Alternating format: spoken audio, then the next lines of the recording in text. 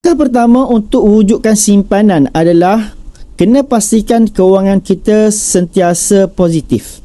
Aliran tunai kita positif, tuan-puan.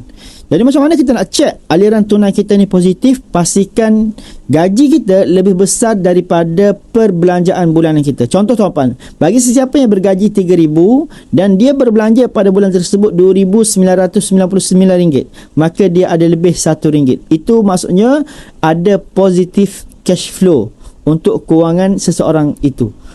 Untuk negatif cash flow, tuan-puan, aliran tunai negatif, dia berbelanja lebih daripada pendapatan yang diterima. Contoh, dia bergaji RM3,000, tuan-puan, tapi dia berbelanja RM3,001. Walaupun dia belanja lebih RM1, itu adalah cash flow negatif yang akan merosakkan kewangan seseorang.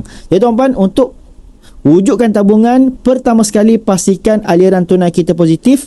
Dan untuk wujudkan simpanan, formula yang paling bagus, terima sahaja gaji, tuan-puan, kena simpan dahulu. Contoh, gaji RM3,000, simpan dulu RM300. RM2,700 tu boleh digunakan untuk berbelanja. Automatik cash flow tuan-puan akan jadi positif. Sebab apa? Sebab dah wujudkan simpanan 10% daripada gaji tuan-puan pada awal bulan tadi. Jangan kita guna formula yang salah. Terima gaji, belanja dulu, ada lebih baru nak menabung. Last sekali, tuan-puan, tak akan ada simpanan, tidak akan ada tabungan. Sebab apa? Nak tunggu duit lebih, confirm tak akan ada lebih, tuan-puan.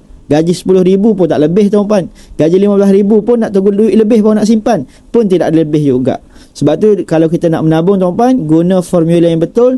Dapat sahaja duit, simpan dahulu, belanja selebihnya. Nak saya bantu tuan-puan mulakan simpanan emas bersama dengan Public Gold, boleh DM saya. Dan boleh follow saya, tuan-puan, untuk ilmu kewangan yang seterusnya. Assalamualaikum.